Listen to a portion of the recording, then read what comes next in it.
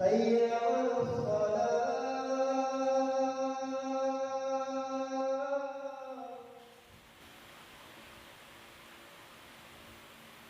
Bismillahirrahmanirrahim.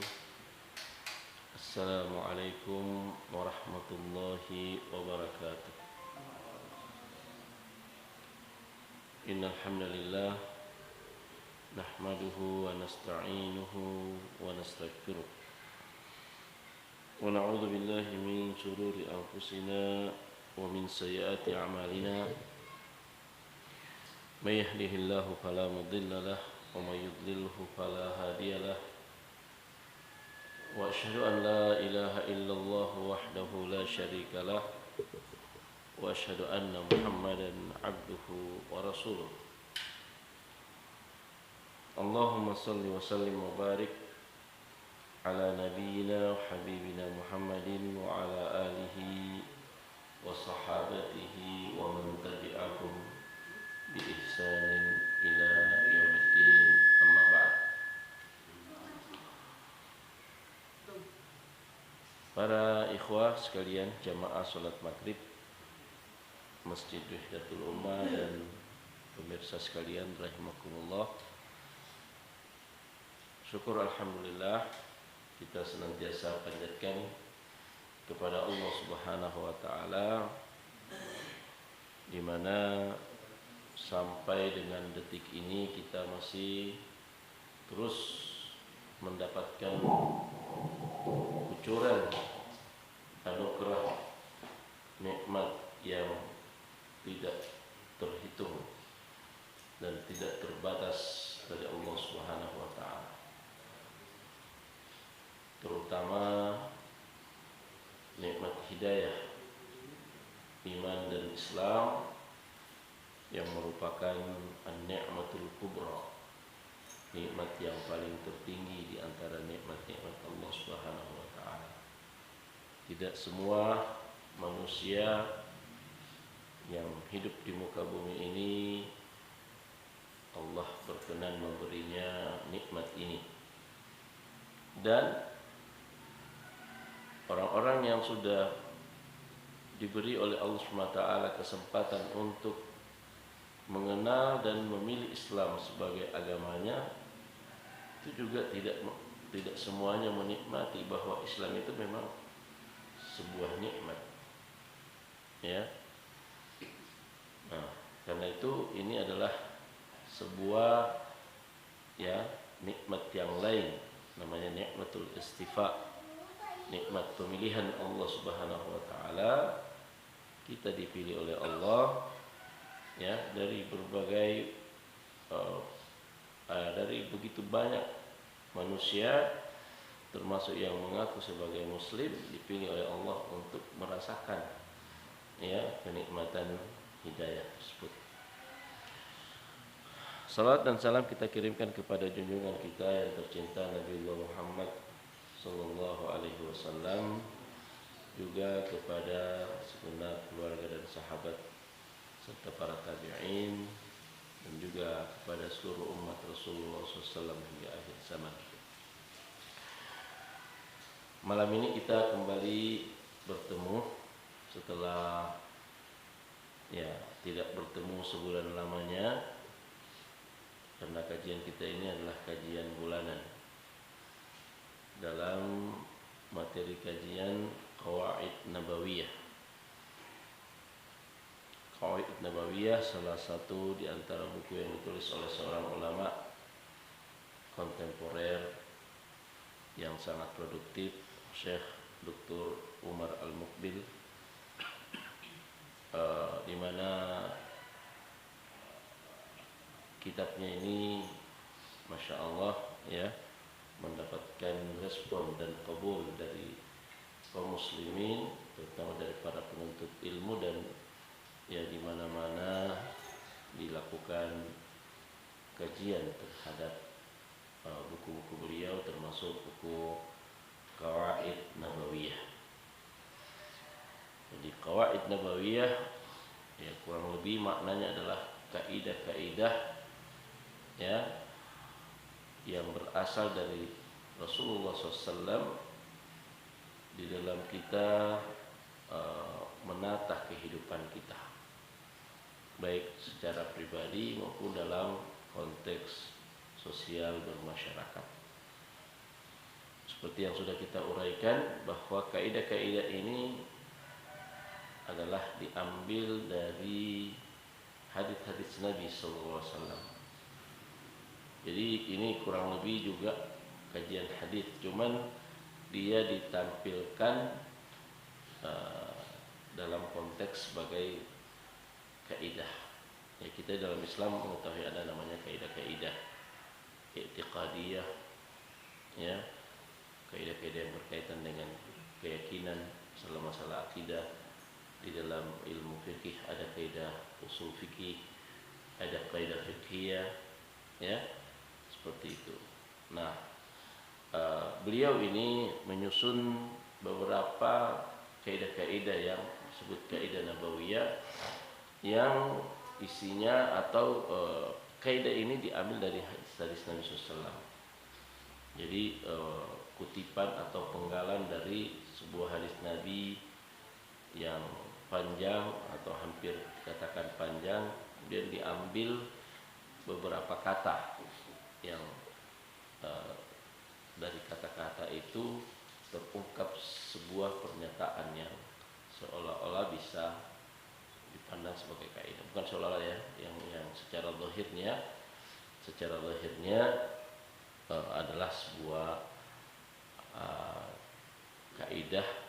Ya, kalau saya membahasakan dalam bahasa sehari-hari kita, ya semacam prinsip lah, semacam satu kata berupa semboyan. Tapi kalau kaidah bukan sekedar semboyan, tapi di dalamnya bisa terkandung sebuah ketentuan, sebuah hukum yang kemudian bisa menurunkan lagi kaidah-kaidah turunan yang lain. Jemaah sekalian dan pemirsa rahimakumullah, malam ini kita sudah berada pada kaidah yang keberapa? Nah, tidak ada yang ingat. Sudah kaidah berapa ini? Sudah berapa kaidah yang kita pelajari? Kaidah nabawiyah di masjid ini.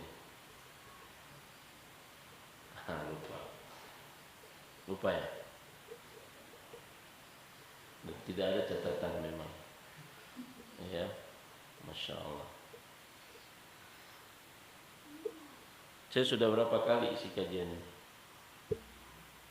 Tidak ingat juga. Kalau antum ingat saya isi kajian di sini, antum akan ingat sudah berapa kaidah yang kita pelajari. Belum juga 30, belum juga 25, baru sedikit. Ya, kita baru mempelajari 2 kaidah. Kaidah yang pertama adalah al-a'malu binniyat. Ya, ini diambil dari hadis Nabi yang sudah sangat populer di kalangan kita, innamal a'malu binniyat wa innamal likulli imri'in ma nawa. Itu kaidah yang pertama, ya. Jadi berbicara tentang amal yang kemudian ditentukan oleh seperti apa niat kita. Ada yang ingat kaidah kedua?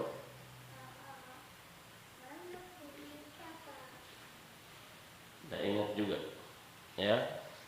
Kaidah kedua adalah man ahdatsa fi amrina hadza ma laysa minhu fa huwa rad. Ini lengkap, ya.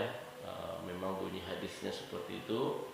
Hadis yang diriwayatkan oleh Aisyah radhiyallahu anha, ya, dari Rasulullah SAW, man ahdatsa fi amrina hadza, siapa yang mengada-adakan, ya, hal yang baru di dalam urusan kami ini.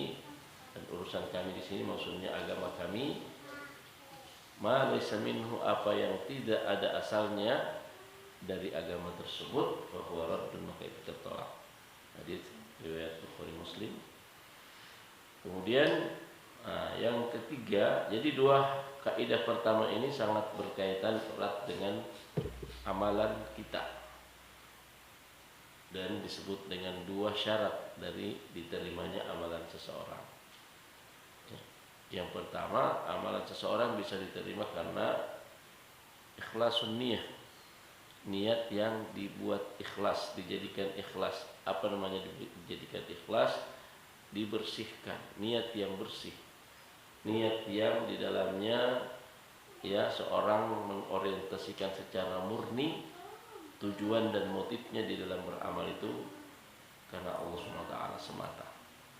Itu namanya ikhlas. Jadi ikhlas itu dari kata khalas atau khalusa yang artinya bersih. Ya, jadi ikhlas membersihkan. Ya, jadi membersihkan segala motif-motif yang ada di dalam diri kita ketika kita beribadah, ya, dan hanya ada satu tujuan, satu motifnya, yaitu karena Allah SWT.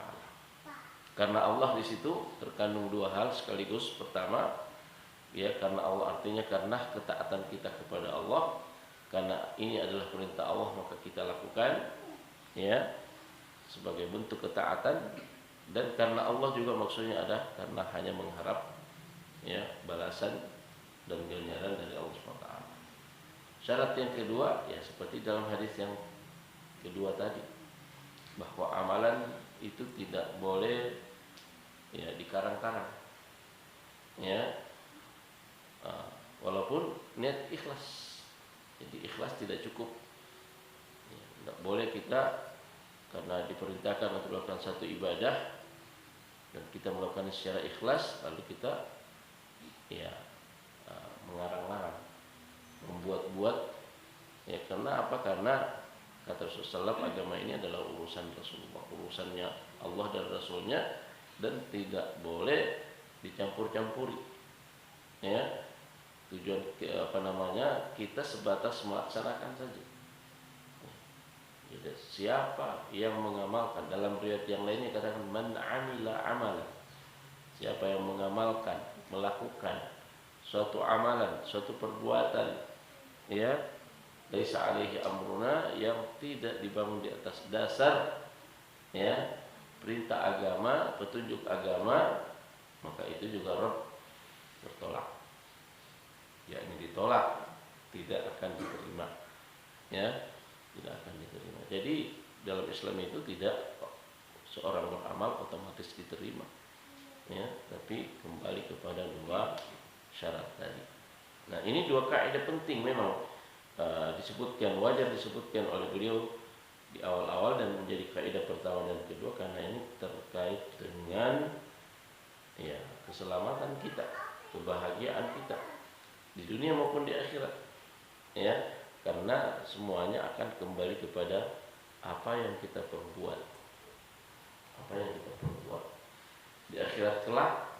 Di sana kita tidak berbuat apa-apa lagi. Di sana hanya semata-mata kita, ya, menikmati, ya, balasan. Ya, jadi yaumul jaza, ya, ayyamul jaza, akhirat itu adalah hari-hari yang di sana hanya ada pembalasan. Kita menikmati ganjaran-ganjarannya. Tidak ada lagi di sana orang cari pahala, ya, karena di sanalah waktu dibalas segala amal kita, ya. Dan di dalam Al-Quran berkali-kali dikatakan jazaan bima kanu ya'malun, ya, apa yang dibalas oleh Allah itu, apa yang akan diganjar oleh Allah, tidak ada dari amal-amal kita. Nah, karena itu bapak-bapak, saudara sekalian, pastikan betul, ya, apa yang kita kerjakan itu ada petunjuk dari Rasulullah SAW, ya, dan terus jaga, ya, kontrol hati kita, ya, kontrol hati kita, jangan sampai ketika kita melakukan suatu amal kebaikan, ya, ikut masuk di dalamnya niat-niat yang bukan karena Allah, ya, karena itu akan merusak yang namanya keikhlasan dalam ibadah, dan ibadah kita, amal kita terancam untuk ditolak oleh Allah Subhanahu wa taala. Di dalam sebuah hadis yang hadis qudsi, Allah Subhanahu wa taala mengatakan ana aqna syuraka minasyirk. Ini adalah, ya, zat yang paling tidak butuh, ya, tidak membutuhkan saya ini membutuhkan yang namanya perserikatan, penyekutuan. Allah tidak butuh disekutukan. Ana syuraka, ya, saya adalah zat yang tidak bisa disekutukan, tidak butuh disekutukan, ya.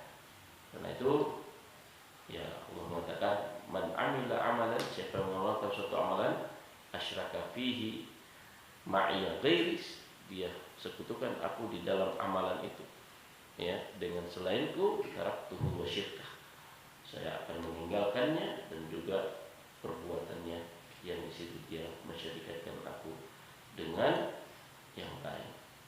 Nah, jadi syirik itu bukan hanya dalam hal-hal yang terkait dengan i'tiqad, tapi ada syirik yang halus, ada syirik yang sangat sangat halus sekali, ya, yaitu syirik dalam niat kita, ya. Walaupun ini tidak sampai membatalkan keislaman kita, tapi dia membatalkan amalan-amalan kita. Ya, jadi hati-hati dengan niat-niat, hati-hati dengan niat-niat kita, jangan dicampuri niat itu dengan niat-niat yang bukan karena Allah SWT. Seperti kita ingin beribadah atau sholat misalnya, ya karena ya manusia, karena sebab manusia, ya karena riya, karena ingin dipuji, ya karena ingin dikatakan seorang alim, ya, atau mungkin karena kita ingin kamuflase. Jadi sekarang ini riya itu bukan hanya sekedar pamer untuk dipuji, ya, untuk dipuji, ya. Sekarang riya itu motifnya biasanya kamuflase atau karena tujuan-tujuan duniawi, ya. Kamuflase artinya adalah ingin menunjukkan kepada orang bahwa dia orang baik, padahal dia tidak baik, ya. Jadi menutupi dirinya, menutupi kejahatannya, akan seperti itu. Jadi kalau ada orang yang mau cari sandal yang bagus-bagus, ya, dia datang ke masjid, kemudian dia tunjukkan kekhusyuannya sholat, orang belum bersalam dia sudah keluar duluan. Ya, orang di sampingnya mengira mungkin dia batal wudu, padahal dia pergi menyeleksi sandal-sandal yang ada. Ini yang seperti ini ibadahnya tidak akan diterima oleh Allah SWT, ya. Nah, begitu juga yang melakukan ibadah-ibadah karena motif tertentu yang sifatnya duniawi, ya. Itu hati-hati kita. Itu motivasi dan apresiasi duniawiyah dengan riya itu bisa sangat istilahnya beda tipis. Ya, misalnya begini, ada orang mengatakan begini, seorang kepala kantor, ya, atau kepala dinas, kepala bidang atau apa, dia katakan kepada buahnya, ya, siapa yang rajin sholat berjamaah kita akan kasih hadiah, ya. Nah, ini bahaya. Dari satu sisi, kalau kita punya keikhlasan masih lemah, ya, jadinya kita beribadah hanya karena itu, ya, hanya karena hadiah itu. Kalau tidak ada itu kita tidak akan lakukan. Nah, jadi hati-hati, itu ada saatnya hal-hal seperti itu bagus, ya, boleh-boleh saja. Tapi ingat, ya, kalau ketika kita punya hati masih sangat lemah, ya, lalu kita langsung dibuat seperti itu berbahaya, ya. Harusnya itu diikuti juga dengan pengajaran, ya, dengan nasihat, dengan kajian supaya orang ngerti ibadah itu sebenarnya itu apa. Nah, jadi ini sangat berbahaya, hati-hati kita terus jaga, karena niat ini kata para salaf kita adalah perkara yang sangat susah, ya. Ada yang sampai mengatakan saya berapa tahun beribadah sampai 30 tahun, 40 tahun. Ya, itu saya punya niat itu selalu terganggu. Keikhlasan saya masih juga belum bisa sampai kepada niat yang saya harapkan. Ya, mungkin karena kita ketawaduan juga, saya baru saatkan yang namanya niat yang baik itu sudah 40 tahun beribadah. Ya, Imam Sufyan Ats-Tsauri mengatakan ma'alatu syai'an asyaddu alayya min niyati. Saya tidak pernah tidak mendapatkan sesuatu yang paling susah saya obati, saya terapi, ya, melebihi persoalan niat. Ya, persoalan niat.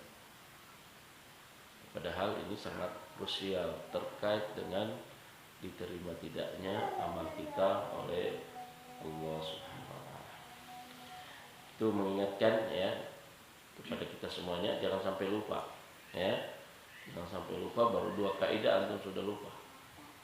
Ya, saran saya kalau memang serius ingin mengambil faidah, ya, mari kita ikuti para imam-imam dahulu, para hufal. Ya, budaya apa menulis, bukan cuma di majelis ini.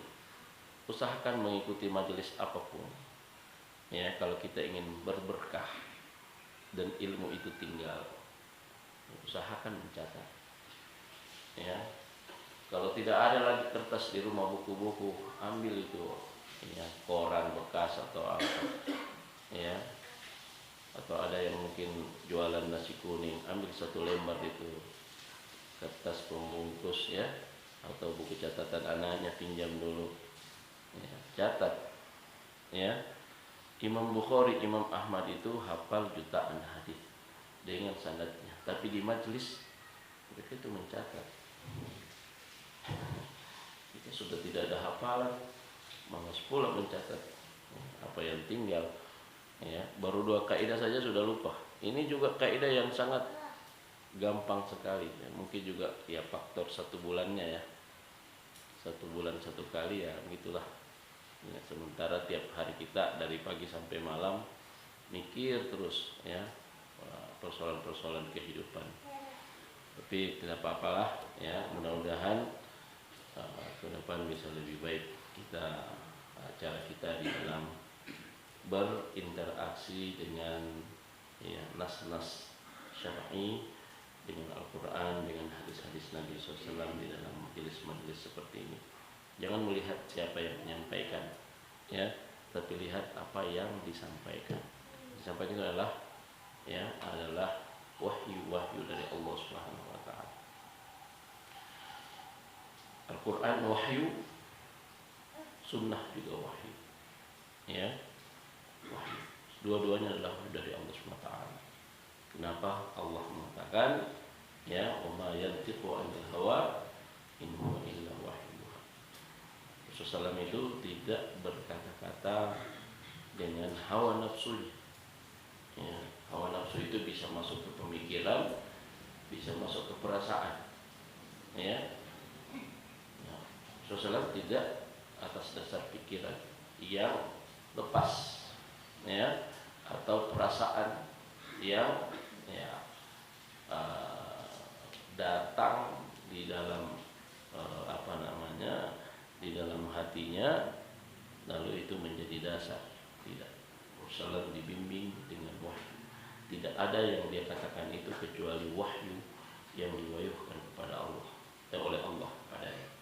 Dan sebuah hadis yang diriwayatkan oleh Imam Muslim dari Abu Hurairah, Rasulullah mengatakan, ya, ala inni utitul Qur'ana wa mithlahu ma'ahu. Ketahuilah bahwasanya aku ini diberikan oleh Allah Al-Quran dan yang semisal dengannya.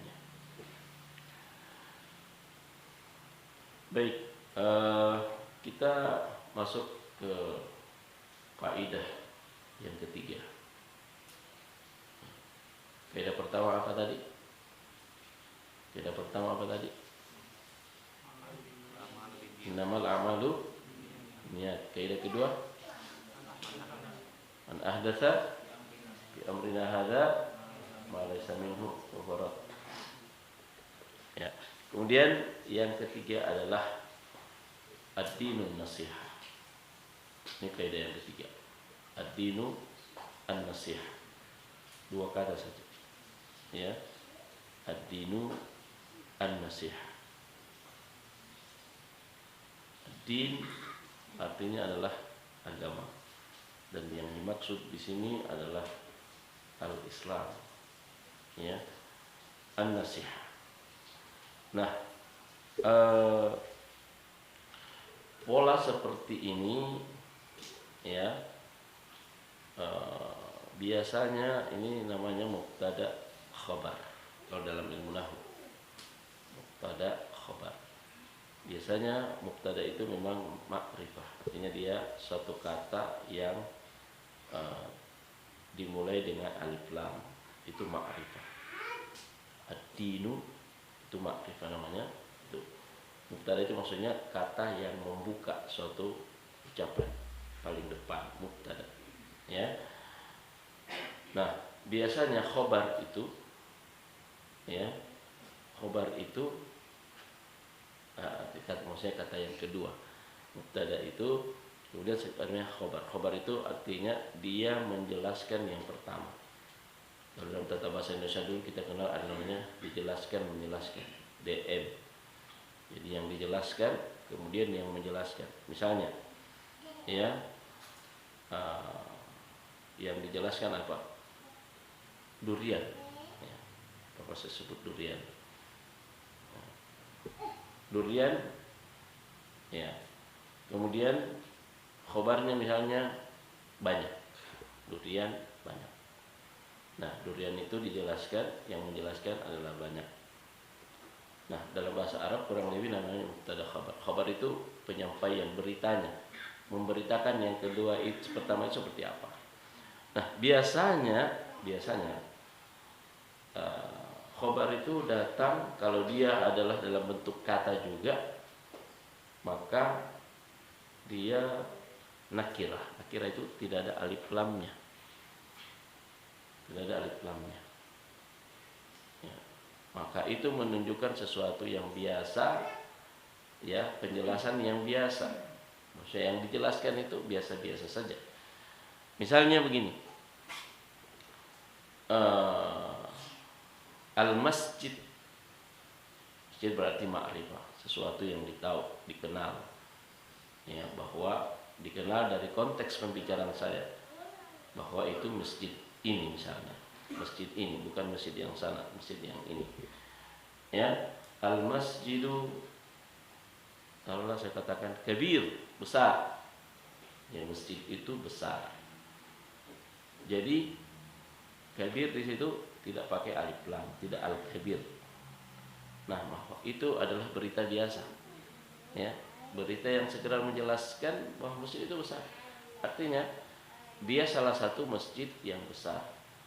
Ini apa? Ada masjid lain juga besar, ya, bukan cuma dia yang besar.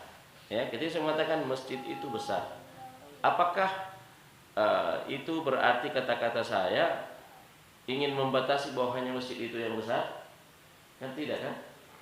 Kata, masjid itu besar. Ya, apakah kata-kata saya itu membatasi bahwa hanya masjid itu yang besar? Kan tidak. Ya, tidak menutup kemungkinan ada juga masjid-masjid lain yang besar. Nah, itu siapnya biasa. Apanya, redaksinya biasa. Tapi kalau saya, ya, khabar itu, bagian kata kedua itu saya pakai juga alif lam, ya, saya pakaikan alif lam juga, al-masjid al-kabir. Nah, ini bukan sifat mausuf, nah, tapi menjelaskan tentang keadaan, tentang yang pertama tadi itu seperti apa, ya. Saya mengatakan itu berarti jamaah sekalian ini adalah pengkhususan yang tidak akan terjadi pada yang lain.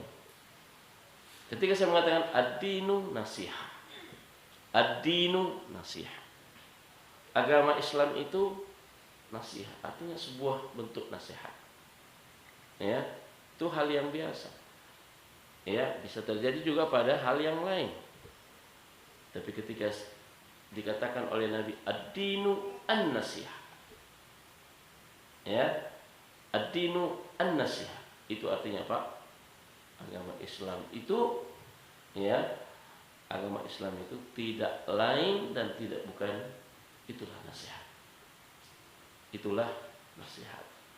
Sebenarnya secara nahwunya di situ, ya, ada kata yang di tengahnya itu dihilangkan, ya, mahdhuf, dihilangkan karena sudah dipahami. Jadi kalau dalam ilmu nahwu itu maksudnya itulah ad-dinu huwan nasihat. Jadi ada seolah-olah ada huwa di situ. Din itu dialah nasihat. Tidak ada nasihat yang lain. Ya, Islam itu itulah nasihat. Itulah nasihat. Tidak ada yang lain. Dan bisa dipahami juga bahwa Islam itu tidak ada di dalamnya kecuali semuanya adalah nasihat. Dinu an-nasihat. Nah, karena itu ini sesuatu yang luar biasa, jamaah sekalian. Sesuatu yang luar biasa, sesuatu yang dalam. Ya, cuma karena kita tidak paham bahasa Arab, jadi kata-kata ini biasa saja. Apalagi kalau kita hanya lebih fokus kepada terjemahnya. Ya, kita tidak akan paham. Ya, kok jadi kaidah? Biasa saja. Ad-dinun nasihat sebenarnya menegaskan kepada kita, ya, bahwa Islam itu isinya, ya, isinya tidak lebih dari nasihat. Semuanya nasihat. Nah, pertanyaannya sekarang, apa makna nasihat? Ya, apa maksudnya di sini nasihat? Nah, an-nusuh atau an-nasihat itu, ya, iradatul khair lil ghair, kurang lebih seperti itu. Iradatul khair lil ghair, ya, menginginkan, ya, atau keinginan untuk kebaikan orang lain, menginginkan kebaikan untuk orang lain. Nah, itulah sebenarnya kalau orang menasehati, ya, konteksnya menasehati, maka selalu dipahami bahwa itu adalah menginginkan apa? Kebaikan. Walaupun mungkin marah-marah, ya, bahkan mungkin mencaci-caci, ya, kok kurang ngajar, begini, tidak sholat, tidak datang lagi masjid, kurang ngajar kalian. Jadi, jangan marah-marah, Pak. Bilang tidak, saya cuma menasihat. Kalau dia sudah marah-marah, orang sudah dia permalukan depan orang, tapi pas dia ditegur, Pak, jangan marah-marah seperti itu. Bilang tidak, saya menasehati. Apa maksudnya dia menasehati situ? Ketika dia mengatakan menasehati, apa maksudnya sebenarnya? Ya, dia ingin mengatakan, saya tadi itu sebenarnya menginginkan kebaikan, tidak ada yang lain. Ya, menginginkan kebaikan, tapi caranya seperti itu. Ya, nah, jadi iradatul khair lil ghair, dan semua ini akan seperti itu, ya, kita pahami. Menasehati itu menginginkan kebaikan bagi orang lain. Hanya saja memang di dalam Islam, ya, tidak semua cara itu dibenarkan, ya. Ada yang ikut di sini kaidah Qur'aniyah, ya, materi kaidah Qur'aniyah. Jadi materi kita ini, kajian saya ini ada dua. Jadi qawaid nabawiyah di sini di Nalu, ya, Nalu kan ini. Ya. Ada juga qawaid Qur'aniyah. Kalau qawaid Qur'aniyah diambil dari ayat-ayat Al-Qur'an, ini dari hadis-hadis Nabi. Nah, qawaid Qur'aniyah itu ditulis, ya, qawaid nabawiyah di Nalu. Ya, dipanasakan, udah tahu qawaid apa nanti. Nah, qawaid Qur'aniyah pasti ada ikhwah yang ikut sini. Ada Ustaz Ahmad Akbar pasti ikut. Ya, apa kaidah pertama? Qawaid Qur'aniyah. Wa qulu lin-nasi husna. Itu dari surah Al-Baqarah. Petikan dari salah satu salah satu ayat di surah Al-Baqarah. Wa qulu lin-nasi husna. Dan katakanlah kepada orang lain husna. Ya. Husna itu dari kata hasan. Kalau hasan baik, husna itu paling baik. Ya. tertinggi. Ya, perkataan yang baik, perkataan yang terbaik. Nah, penjelasannya di situ bahwa mengatakan kepada seseorang yang baik itu ada dua, ya, ada dua maknanya, ada dua kandungannya. Pertama, hendaknya yang dikatakan itu adalah kebaikan. Ya, itu makna pertamanya. Qulu linnasi husna, yang kita sampaikan kepada orang itu semuanya adalah kebaikan, jangan ada hal-hal yang buruk. Ya. Makna keduanya adalah cara kita menyampaikan. Makanya dalam Islam itu bukan hanya kontennya dan bukan hanya motifnya, tapi juga caranya. Ya. Jadi seperti tadi itu, ya, marah-marah macam-macam sampai sudah sumpah serapah, ya, dengan suara yang tinggi. Tapi ketika dikatakan jangan marah-marah, dia bilang apa? Saya cuma menasihati. Artinya apa? Saya menginginkan kebaikan bagi dia. Nah, itu tidak dibenarkan juga seperti itu, ya, karena dalam Islam ini sudah ada adab-adab namanya. Ya, jadi di dalam Islam segala apa yang menjadi keinginan terbaik kita selalu dipagari oleh adab-adab. Ya, jadi tidak al-ghayah la tubarrirul wasilah. Kaidahnya begitu. Tujuan itu tidak, ya, menjustifikasi cara. Tujuan tidak menghalalkan cara. Ya, tujuan yang baik, jangan sampai caranya tidak benar. Ya, itu yang harus kita pahami. Ya. Nah, dikatakan oleh beliau di sini bahwa kaidah ini sangat penting. Apalagi Nabi SAW, ya, sebagaimana dalam riwayat Muslim, ya, mengulangi perkataan ini 3 kali. Dan kalau Nabi Muhammad SAW mengatakan sesuatu lalu mengulanginya 3 kali, maka ya at-tikrar itu ya dulu ala ahamiyatul maudhu, menunjukkan tentang begitu pentingnya sesuatu itu sampai diulang 3 kali. Rasulullah mengatakan ad-dinun nasihah, ad-dinun nasihah, ad-dinun nasihah. Jadi ini penegasan. At-tikrar itu, pengulangan itu adalah penegasan, taukid. Ya, sampai 3 kali diulangi oleh Nabi SAW menunjukkan persoalan-persoalan yang sangat penting. Ya, dan kata beliau ini adalah sebuah metode, ya, metode di dalam berkomunikasi, ya, atau dalam menyampaikan ide yang bisa mempengaruhi perasaan, pendengaran dan perasaan orang.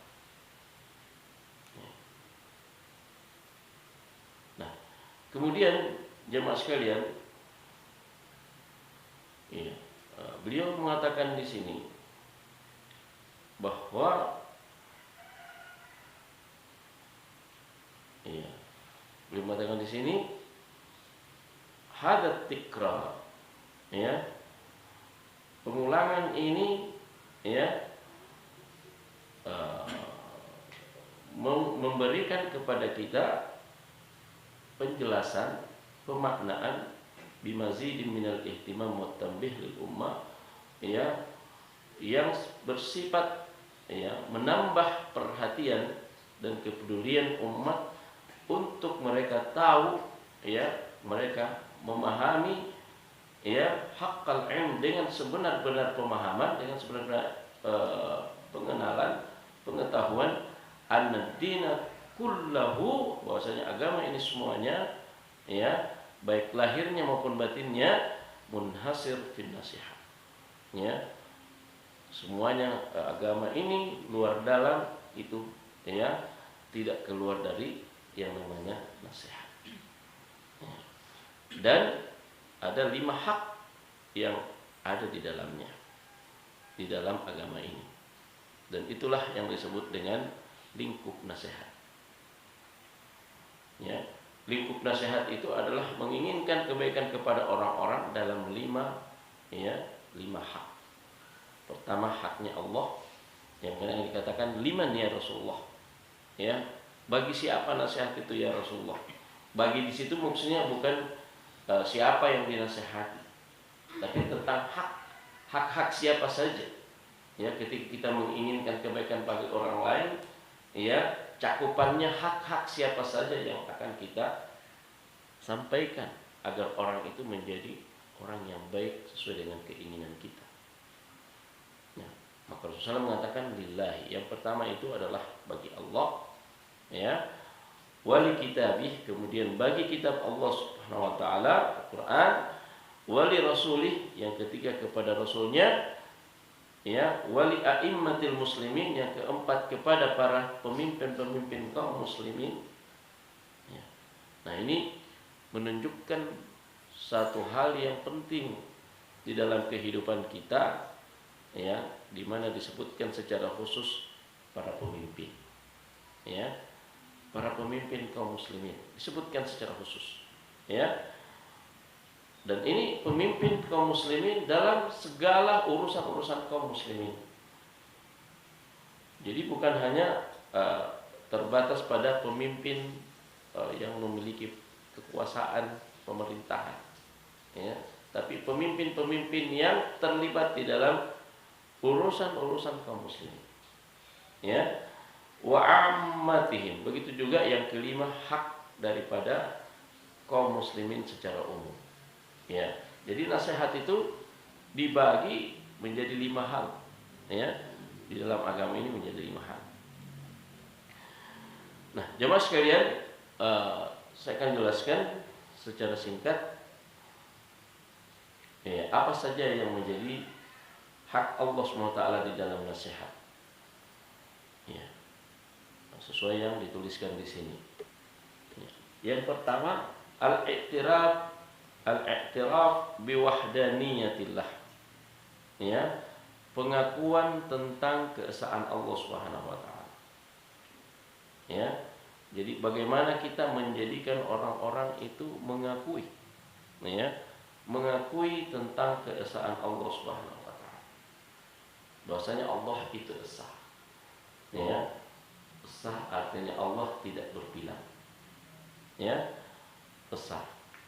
Dan ketauhidan Allah Subhanahu wa taala, keesaan Allah itu secara garis besar tercakup di dalam, ya, 3 hal. Pertama adalah kerububiyahan Allah Subhanahu wa taala, segala hal-hal yang terkait dengan apa yang diperbuat oleh Allah Subhanahu wa taala kepada makhluknya, penciptaan, ya, pengaturan, ya, dan berbagai hal-hal yang terkait dengan itu.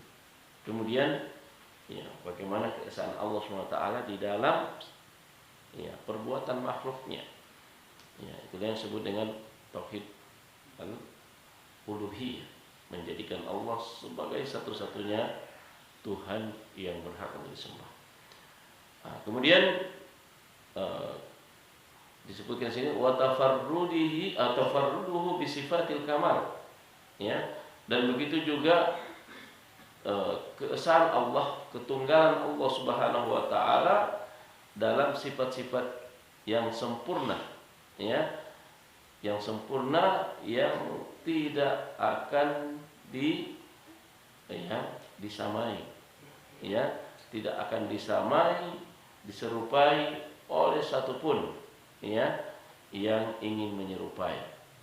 Jadi maksudnya begini, bahwa, ya, Allah memiliki sifat-sifat yang sempurna, ya, yang tidak akan bisa disamakan, diserupakan, disejajarkan dengan apapun, ya, dengan apapun dari selain Allah Subhanahu wa taala, dan dari sisi manapun, ya. Kemudian al-qiyam bi'ubudiyatihi zahiran wa batinan. Nah, hak Allah di dalam nasihat itu adalah, ya, bagaimana seseorang dapat menjalankan pengabdiannya, ya, peribadatannya kepada Allah Subhanahu wa taala, ya, baik secara zahir, perbuatan-perbuatannya, dari sikap dan perbuatannya, dan juga batin, ya, yaitu dari a'malul qulub, ya, amal-amal yang ada di dalam hatinya.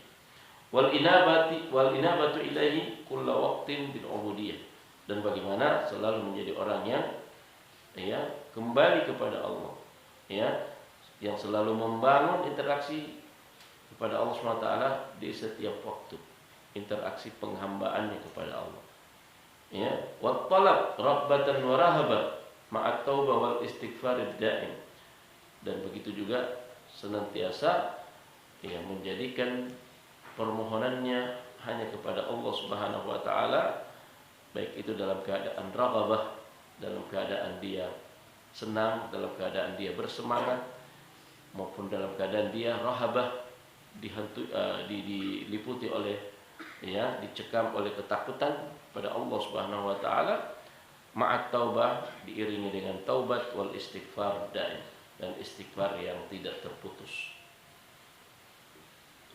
Itu azannya. Sudah azannya. Ya. Saya selesaikan dulu ini satu poin ini tentang nasihat kepada Allah SWT. Nah, kemudian dikatakan li'annal 'abda la budda lahu min at-taqsir fi syai'in min wajibatillah. Kenapa kita perlu untuk selalu berinteraksi dengan Allah dan membangun hubungan dengan Allah SWT dalam setiap saat, ya, dan tidak pernah putus-putus untuk beristighfar kepada Allah dan bertaubat setiap kita melakukan suatu kesalahan, ya, perbuatan maksiat. Karena seorang hamba, ya, seorang hamba pasti akan, ya, pasti akan menemukan atau jatuh di dalam taksir, jatuh dalam suatu bentuk kelalaian, ya, terhadap kewajiban-kewajibannya kepada Allah Subhanahu wa taala, ya, dan tidak menutup kemungkinan dia akan terjatuh di dalam hal-hal yang diharamkan oleh Allah Subhanahu wa taala. Maka dengan taubat yang senantiasa ia lakukan dan istighfar yang senantiasa dia panjatkan kepada Allah Subhanahu wa taala, maka ini akan menutupi kekurangannya dan akan menyempurnakan amal dan, ya, perkataannya. Ini nasihat, ya, untuk Allah Subhanahu wa taala. Jadi ketika kita menginginkan kebaikan kepada orang lain, ya, dalam hak Allah Subhanahu wa taala, nah inilah poin-poin, ya, bagaimana membuat dia menjadi seorang yang bertauhid dan senantiasa menggantungkan dirinya kepada Allah. Jadi inilah muwahhid yang sempurna, ya. Seorang yang bertauhid yang sempurna itu di samping ada iktiraf, ya, ada pengakuan, ya, ada kesadaran tentang keesaan Allah Subhanahu wa taala, juga diikuti dengan sikap ketergantungan, ya. Makanya di dalam surah Al-Fatihah dikatakan apa? Iyyaka na'budu wa iyyaka nasta'in. Kepadamu ya Allah kami menyembah, kami beribadah, kami menghambakan diri, dan kepadamu pula kami menggantungkan, ya, kami memohon pertolongan. Jadi ketauhidan seseorang itu bukan hanya dari ibadahnya kepada Allah juga, tapi akan sempurna ketika, ya, kita melihat orang ini, ya, tidak menggantungkan kebutuhannya, ya, tidak menyampaikan permohonannya, ya, yang dia, ya, inginkan di dalam hidupnya, kecuali hanya kepada Allah Subhanahu wa taala. Nah, ini hak Allah di dalam nasihat. Dan kalau kita perhatikan, ya, ajaran-ajaran tauhid sudah tercakup di situ, ya, sudah tercakup semuanya di situ. Jadi ini nasihat untuk Allah Subhanahu wa taala. Hak Allah di dalam kebaikan-kebaikan yang kita inginkan agar orang-orang dapat, ya, mewujudkannya di dalam kehidupannya. Jadi kita membuat orang bisa menyadari semua ini. Nah, kalau kita lihat mafhum, ya, daripada hadis ini, maka ini semakin menegaskan tentang ya, agama Islam ini adalah agama dakwah. Ya, agama dakwah artinya apa? Agama yang selalu ya memerintahkan dan menginspirasi kita untuk melakukan perbaikan, ya, dan menyebarkan kebaikan ini kepada orang lain dan tidak membatasi pada diri kita sendiri. Ya, karena nasihat, ya, seperti yang kita pahami dalam bahasa sehari-hari kita, nasihat itu adalah ketika kita berinteraksi dengan orang lain, menyampaikan kebaikan kepada orang lain. Nah, baik, karena sudah masuk waktu Isya, kita cukupkan ta'lim kita pada malam hari ini. Artinya apa? Bahwa kaidah ini masih membutuhkan lagi sambungan, ya, waktu yang lain untuk kita bisa melengkapkan atau menuntaskan penjelasannya. Semoga apa yang kita sampaikan bermanfaat dan menjadikan kita untuk lebih, ya, semangat lagi di dalam memahami dan mengamalkan ajaran Islam ini. Wallahu ta'ala a'lam.